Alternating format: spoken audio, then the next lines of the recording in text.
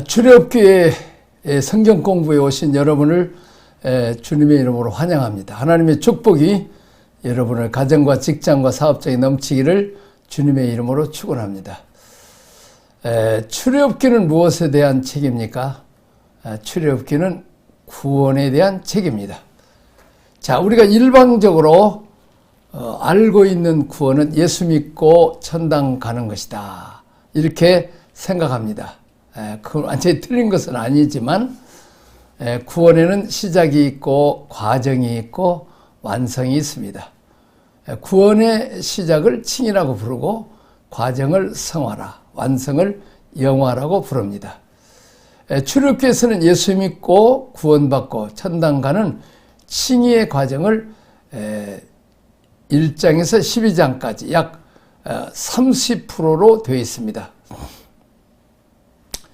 자, 그리고 이 구원받은 이후 우리가 어떻게 믿고 어떻게 살아가야 되는가라는 성화에 대한 내용이 13장에서 40장까지 약 70%의 비중을 차지하고 있습니다. 그것은 하나님께서 우리의 구원을 이루어 가실 때에 예수 믿고 구원받고 천국의 확신을 갖는 것도 중요하지만 구원 이후에 어떻게 살아갈 것인가가 더 중요하다는 것을 나타내는 것입니다.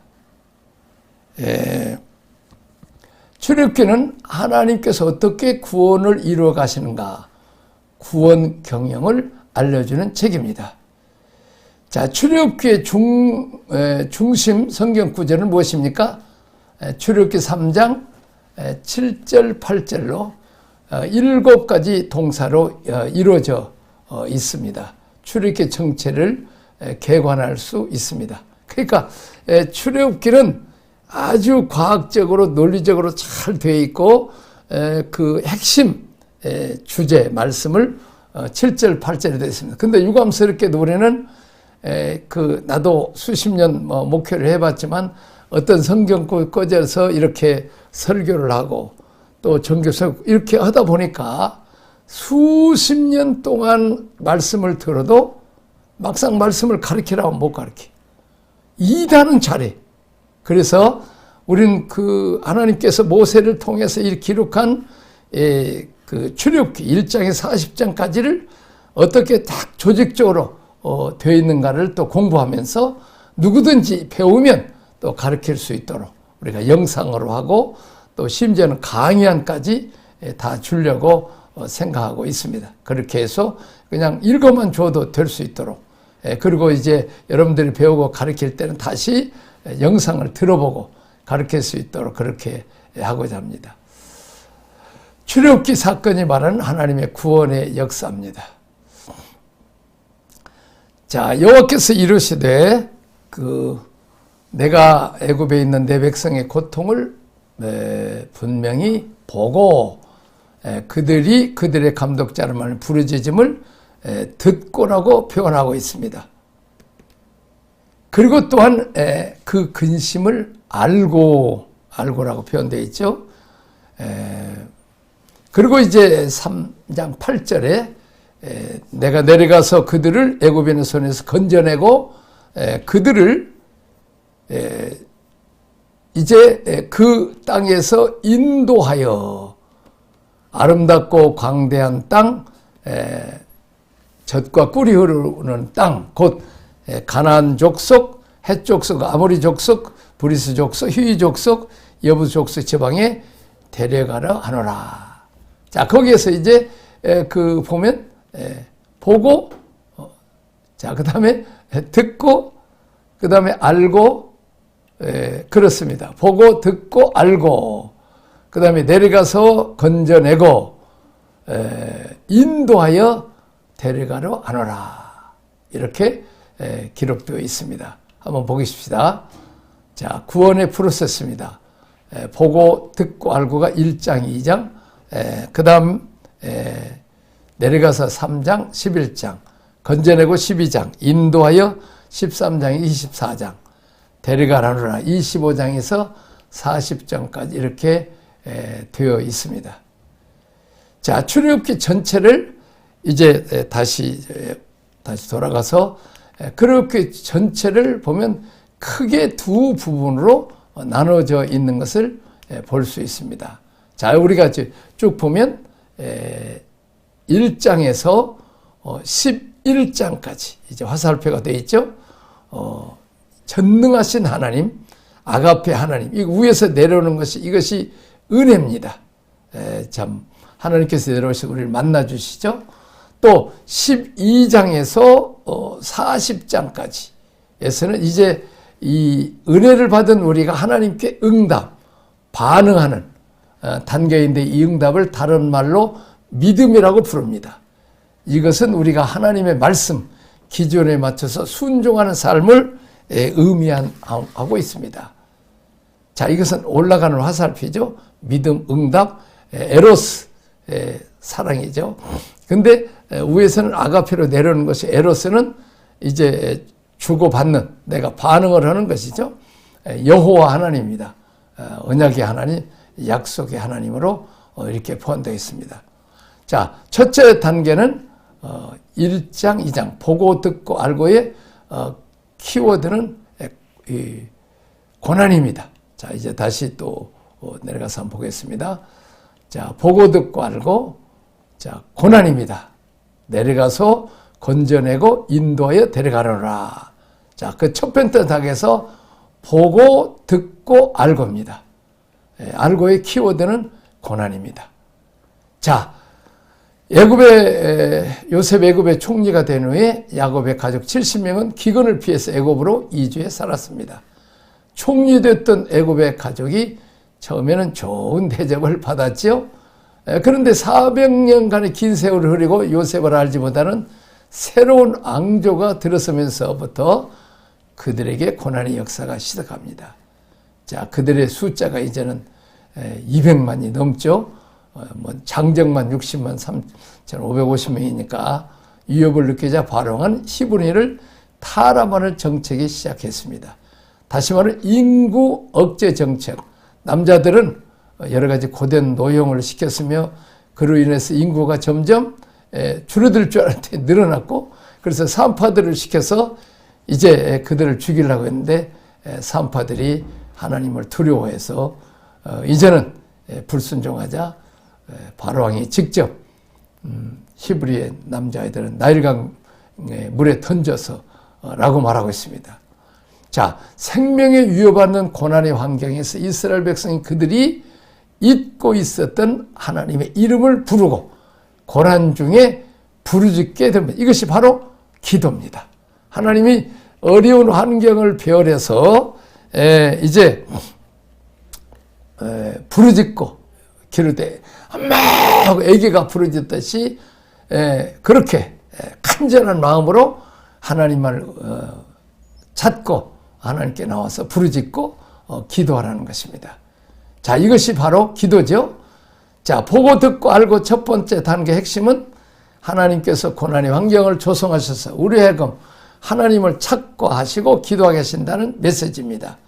우리가 세상에 살아가면서 자기 힘으로는 도저히 해결할 수 없는 문제를 만나게 될 때 우리는 그 문제를 극복하기 위해서 도움을 줄 수 있는 절대자인 하나님을 찾게 됩니다. 고난 중에 울부짖는 신음소리와 도움을 구하는 간절한 기도를 하나님께서 보고 그 다음에 듣고 어리습니다. 하나님이 응답하십니다. 이 기도가 내게 닥친 위기와 고난을 해서 고난을 풀어가는, 문제를 풀어가는 열쇠입니다. 예수님도 수고하고 무거운 짐자들아 다 내게로 오라. 내가 너를 편히 쉬게 한다고 말하고 있습니다. 그렇습니다. 무거운 짐을 십자가 앞에 내놓으면 십자가상에서 모든 문제를 해결해 주신다는 것입니다.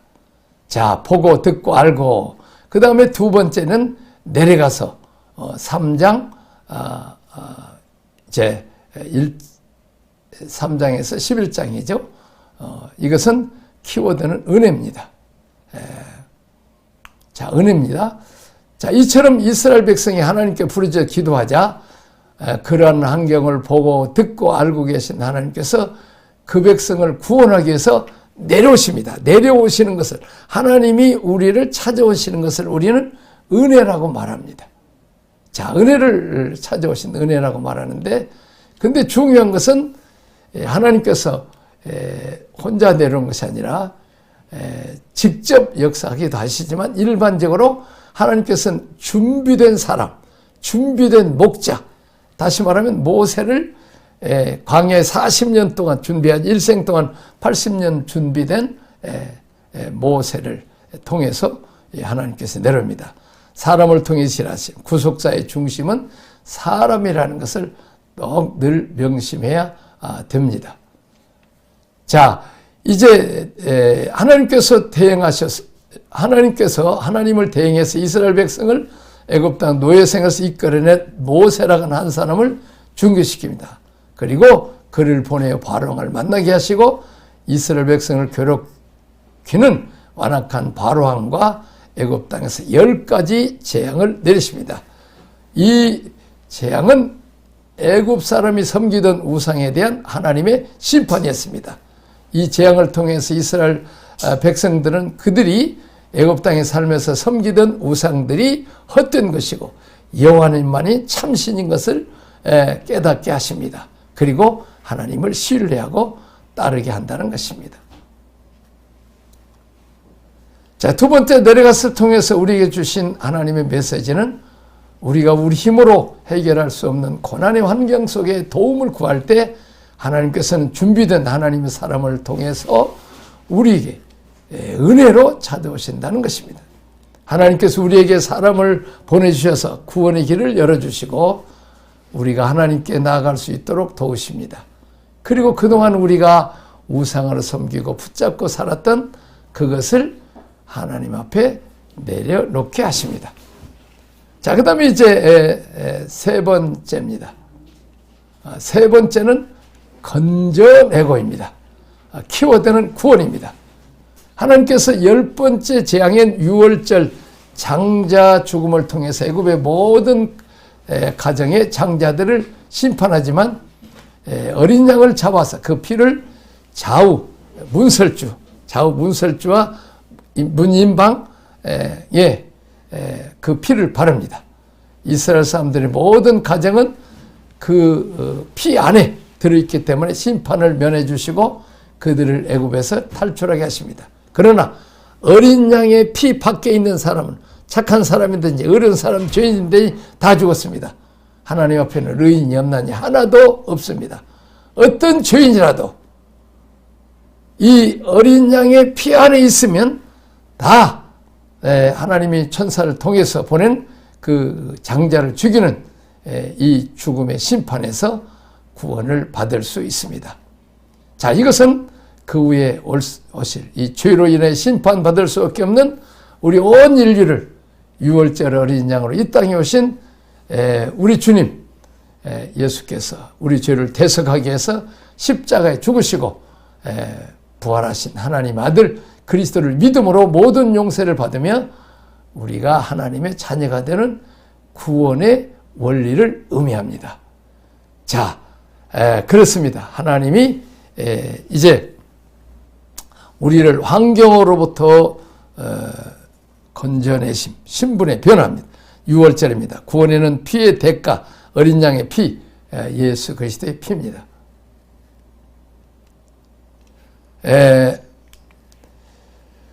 자, 그리고 이제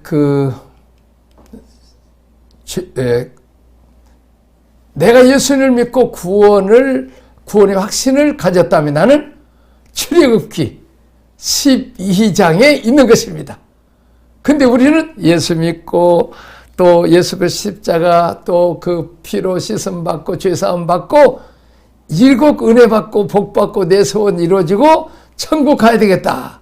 이게 30%밖에 안 돼요. 근데 성경은 우린 이렇게 누가 이렇게 자세하게 그 출애굽기 전체 구원의 서정을 말해주지 않기 때문에 이 출애굽기 12장으로 끝나버린다는 말입니다. 참, 그래서 12장에서 끝나지 않듯이 우리의 구원의 여정도 천당가는 확신을 갖는 것으로 결프 전부가 아니고 거기서는 멈춰도 아니고 지금부터 계속 다음 단계를 배워야 된다는 것입니다. 자, 하나님께서는 네 번째 단계에서 인도하여, 자, 말씀을 통해서 유월절 어린 양의 피로 구원받은 이스라엘 백성들을 홍해로, 광야로, 이제는 시내 산으로 인도합니다. 인도하여입니다. 한번 보겠습니다. 자, 인도하여, 13장 24장에서 인도하여인데, 자, 13장에서 14장은 홍해입니다. 그리고 15장 18장은 광야고, 그 다음에 19장에서 24장까지는 시내산이 되겠습니다. 자, 여기서 지금 자, 홍해라고 말하는데, 사도 바울은 고린도전서 10장에서 1절, 2절에서 홍해 사건을 이 세례로 해석했습니다. 홍해를 걷는다는 곧 세례받는 의식의 핵심은 주인이 바꾼다는 것입니다. 당자처럼 내가 아버지로부터 상속분을 받아서 내가 주인 노릇에 내 마음대로 장기와 함께 먹고 마시고 내 마음대로 인생을 결정하는데 그 결과는 뒤조리에 떨어지고 그리고 줄여 죽는, 다시 말하면 높아짐과 부유함이 썰어가 따먹은 모든 인생이잖아요. 근데 하나님을 떠난 인생, 아버지 떠난 당자, 결과적으로는 줄여 죽고, 그래서 이제 그가 지가 왕이고 지가 주인이고 지 마음대로 살았는데 이제는 고생 쩌그라고 하고 난 뒤에는 이제 그가 아버지의 품꾼의 하나로 써주시오. 아버지의 품꾼에. 그것도 임시직원으로 써주라는 거예요. 다시 말하면 이제는 아버지가 나의 왕이요 나의 주인이요 아버지 인도하는 대로 살겠습니다. 다시 말하면 이 세례라는 것은 이제 옛사람, 내 죄악의 사람, 내가 내 마음대로 살았던 사람들이 홍해에서 주님과 함께 죽고 주님과 함께 다시 살아나는 거지. 이 세례는 연합이죠. 이제 그래서 주인이 바뀐다는, 이게 대단히 중요합니다.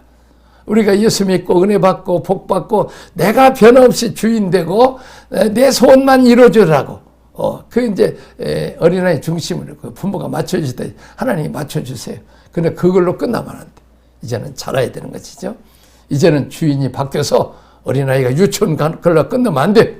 이제는 지 마음대로 살아가 장난감 가지고 놀기만 안 되고 아버지 어머니한테 말을 듣고 이제 학교도 가고 장난감 대신에 책 공부하고 그래야 이제 중학교 고등학교 하고 대학교 가고 이제 어른이 돼서 직장생활을 하고 결혼도 하지 않겠어요.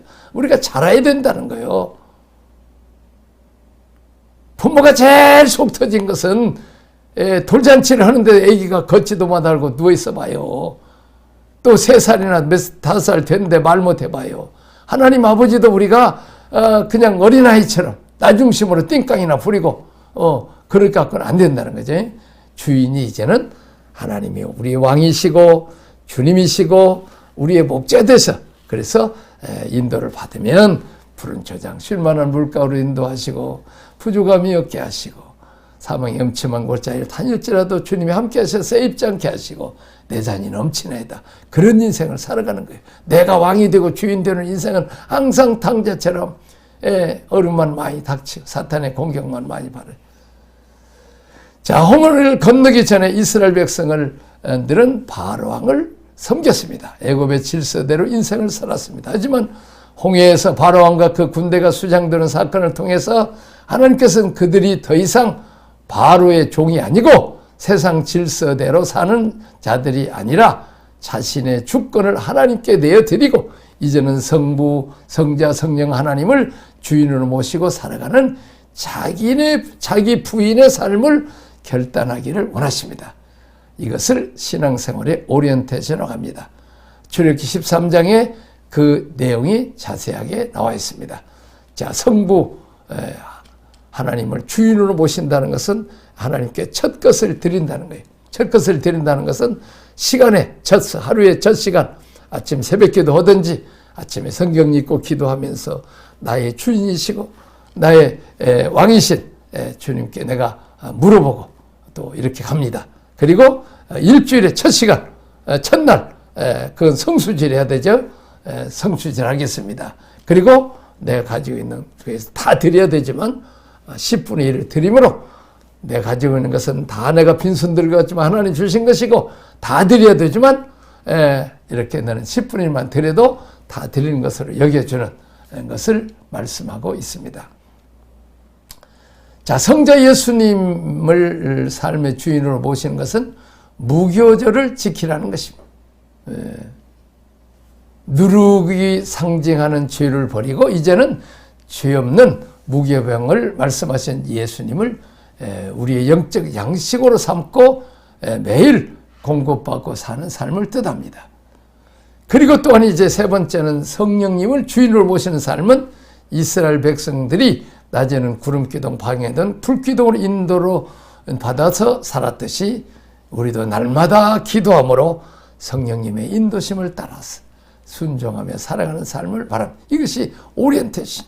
우리가 이런 자들이 이렇게 홍해에서 세례를 받고 자기를 부인하고 결단코 성부, 성자, 성령 하나님 중심으로 살겠습니다. 하나님께서 계속 이제는 광야로 인도하십니다. 자, 하나님께서는 예수 믿고 은혜 받고 복 받고 형통한다는 말만 해서는 안 돼. 반드시 우리가 고난도 있다는 걸 알아야 돼. 5가지 광야의 생활을 통해 이스라엘 백성으로 하여금 자기를 부인하고 하나님으로 채워가는 훈련을 하게 하시고 고난의 광야 시간을 통해서 하나님께 초점을 맞추고 주권을 삼위 하나님께 올려드리는 거예요. 우리가 세례할 때 하나님만 섬기겠습니다 해놓고는 또 은혜 받고 복 받으면 지가 왕노릇 주인노릇 하다니까 또 고난이 온다 그 말이에요. 또 이제 광야에 고난 당하면서 주권을 하나님께 내리고 내 힘으로 안 되니까 모든 염려를 다 주님 앞에 맡깁니다. 남편이 그냥 정신병이 갖고 그냥 집 나가고 그냥 너무 힘들어 보고 막 직장도 쫓겨나게 생겼으니까 불갑을 믿음 좋은 아내가 아이고 상담하세요. 기도원으로 가야 되겠다고 기도원을 가니까 바로 남편이 들어와가지고 그 남편과 함께 정신과에 가서 이렇게 그 진단을 받고 해서 약을 먹게 된다. 이렇게 기도하라는 게 하나님께 돌아오는 거죠.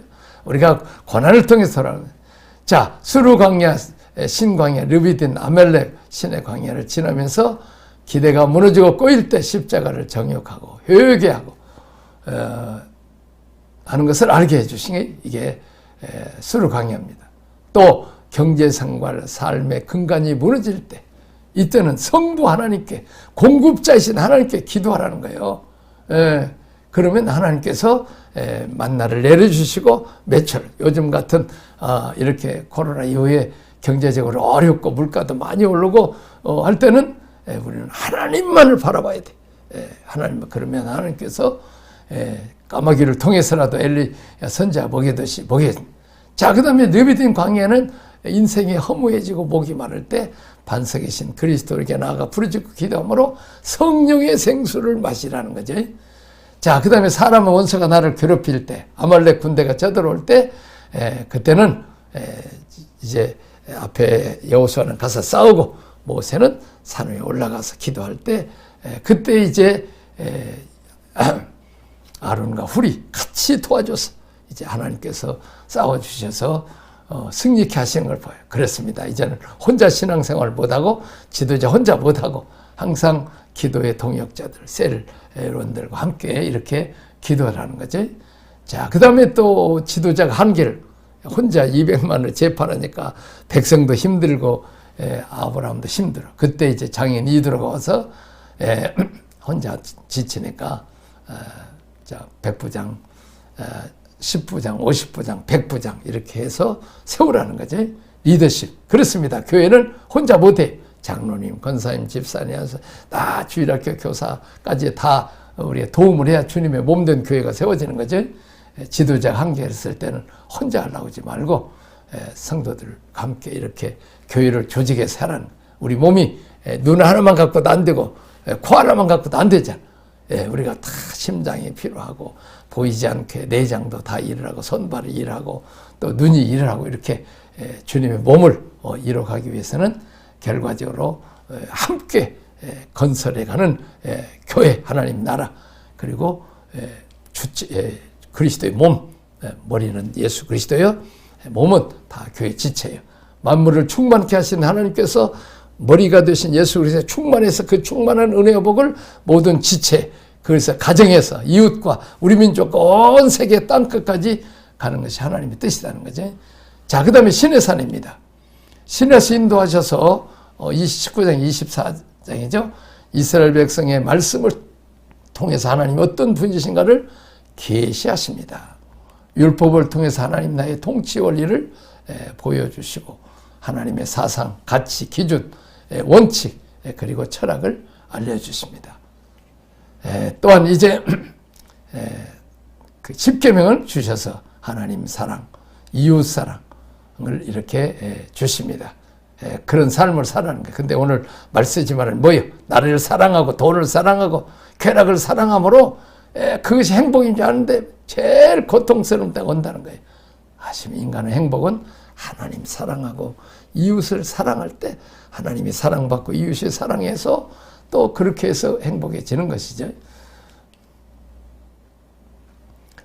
자, 마지막에는 그 출애굽기 25장에 40년 그들을 성막으로 인도해서 그들을 매일 예배로 인도하십니다. 자, 홍해 얘기했죠? 자, 홍해 세례, 오리엔테이션, 옛사람, 새 질서를 버리는 것을 말씀해 주었죠. 자, 광야는 훈련이죠. 삼위 앞에 드리는 결단으로 살도록 하는 것. 포커싱, 하나님을 주인으로 모시고 모든 염려를 다 하나님께 맡기죠. 하나님께 집중, 하나님의 주권을 인정하는 훈련이 되겠습니다. 자, 이게 시내산이에요. 시내산 꼭대기에서 보면 이렇게 내려가면 아주 해 뜰 때 보면 장관입니다. 자, 시내산이죠. 시내산은 하나님의 자기 계시, 말씀을 통해서 하나님을 만나고 하나님의 사상, 가치, 기준, 철학, 하나님의 통치 원리, 하나님 나라 백성으로 살기를 원하시죠. 자, 그 다음에 이제 우리가 성막입니다. 참, 이 출애굽기 안에 성막이 있다는 것을 여러분들이 좀 놀랄 거예요. 자, 데려가라노라 25장에서 40장까지입니다. 성막입니다. 하나님이 거하실 처소가 되겠습니다. 자, 파라다이스 하나님 중심, 예배 나 중심에서 하나님 중심, 어린아이 중심에서 부모 중심으로 가야 잘하는 거예요. 부모를 어린아이 내릴 때는 부모 중심일 때는 어렸을 때는 부모가 다 맞춰줘. 이제는 크면서는 부모한테 맞추고 또 부모의 말씀을 잘 들어야 되죠. 자, 그 다음 마찬가지로 우리는 매일 하나님 중심으로 하나님께 예배드리고 하나님께 교통하고 우리가 부부간에 같이 살면 닮아가듯이 부모에게서 자식이 닮아가듯이 우리가 하나님과 늘 예배드리고 기도하고 말씀 듣고 하는 동안에 데려가서 이제는 어디까지 우리가 성숙해야 되느냐. 은혜 받고 복 받고 천국 가는 것이 끝나는 게 아니고 이제는 어디까지 우리가 하나님의 자녀잖아요. 하나님의 아버지의 직업이 뭐예요? 만왕의 왕이.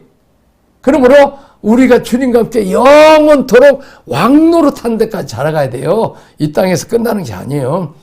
우리가 이제 천국까지 영원히까지 살아야 돼요. 우리가 부활해서 이 육신의 몸을 해서 언제 죽을는지 모르지만 부활하면 시간과 공간을 초월해서 온 만물을 다 다스려야 되고 온 우주를 다 다스려야 되기 때문에 우리가 이제 그 왕의 훈련을 우리가 받는다 그 말이에요. 그래서 우리가 예수 믿는 사람이 고난이 올 수도 있어요.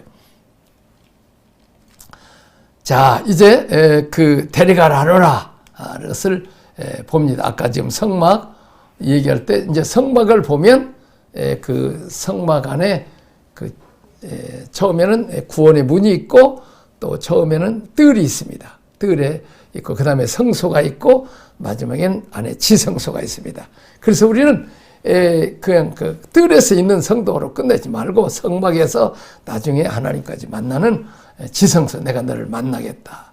그래서 뜰에 들어가면 번제단, 뜰 안에 번제단은 피로 씻고 또 물두멍에서는 물로 씻고 또 번제단에서는 죄 문제 해결하고 물두멍에서는 세례입니다. 자아입니다. 자아를 내려놓고 문제를 처리하고 성소에서는 떡상에서는 말씀 공급받고 금동대에서는 피추심을 경험하고 이제 분향단을 향해서 올라갑니다.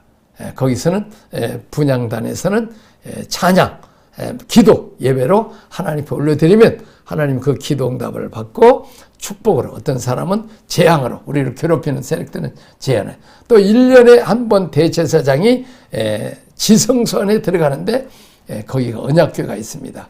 언약궤는 우리가 잘 아는 대로 만나, 그다음 만나 항아리, 아론의 쌍난 지팡이, 두 돌비가 있죠. 다시 말하면 공급자는 만나 하나님이십니다. 또 영적 권위에게 나는 아론의 쌍난 집에 순종하겠습니다. 자, 두 돌비 하나님 사랑하고 이웃 사랑합니다. 이렇게 늘 성막에서 또 이제 그 지성소 안에 있는 언약궤에서 배우라는 거죠. 자, 이렇게 성막에서 매일 예배하고 또 하나님께 매일 교통하는 삶을 통해서 우리가 하나님의 성품, 하나님의 DNA, 하나님의 형상으로 또 하나님을 대행하는 세상에 사는 왕같은 제사장으로까지 살아가서 이 땅에 하나님 나라를 확정해서 예루살렘에서 땅끝까지 씹은식하고 저들을 양육해서 이제 이 땅에 하나님 나라를 완성하면 이때 주님이 재림하신다는 것을 우리가 늘 기억할 수 있기를 바랍니다. 자, 우리가 다시 한번 그 성막 배웠죠? 우리가 한번 거꾸로 한번 쭉 한번 보도록 하겠습니다. 자, 우리가 이제 그 구조들을 잘 알 필요가 있어요. 자, 우리 이제 성경 공부 특색은 이렇게 여러 가지 구절을 뽑아서 만든 주제별로 만드는 것이 아니라 성경에 있는 그대로를 통째로 배우되 거기서 구조들을 먼저 아는 게 중요해요. 다시 말하면 숲이 알아야 우리가 그 큰 길을 알고 조그마한 길을 알고 그리고 이제 나무들 알잖아요. 예를 들면 서울 같으면 뭐 우리가 시내 중심이라고 그럽시다. 그러면 이제 거기다 이제 광화문 있고 또 이제 그 남대문 있고 그러잖아요. 그러면 이제 퇴계로 그 다음에 을지로, 청계천, 종로 이렇게 큰 것을 알아야 된다 그 말이요. 서울 지도를 알아야 그 다음에 강남이 있고 또 왼쪽에 광명이 있고 오른쪽에 하남시가 이렇게 전체를 알고 그 다음에 내비게이션을 가지고 가야 내가 대충 어디 있는가 아는데 우리는 그냥 처음부터 많은 설교를 듣고 알지만은 하나도 지금 그게 어디서 나온 말인지 어디에 붙어 있는지 말인지 모른다는 거예요. 그래서 우리는 이 구조들을 아는 게 참 중요하다 하는 것을 우리가 구조들을 지금 방금 배웠죠. 그리고 주제 선고 보고 듣고 알고 내려가서 건져내어 인도에 데려가라노라. 그 다음에 이제 우리가 한번 또 보겠습니다. 한번 보겠어요? 자, 칭입니다. 어렵다 칭해주는데 하나님이 찾아오서 내려오죠. 전능하신 하나님 아가페는 우리의 고난을 보고 듣고 알고 계시. 그래서 내려오셔서 사람을 통해서 내려오셔서 이제 우리를 괴롭히는 바로왕과 원수마귀 사탄을 몰아내고 우리를 다윗처럼 사자 고문 발트에서 구원하듯이 예수님이 사탄의 손아귀 위해서 우리를 건져내시. 그러기 위해서 십자가의 죄 문제. 우리가 죄 때문에 항상 문제잖아요. 이제 그렇게 해서 이제 구원, 피, 어린 양의 피로 건져낸다는 거죠. 근데 아까 지금 저쪽 핑크색의 은혜는 30%라는 거예요. 11장까지. 12장도 하나님이 다 모세와 함께 양을 잡지만 양을 잡을 때 피를 어디에다 발라라.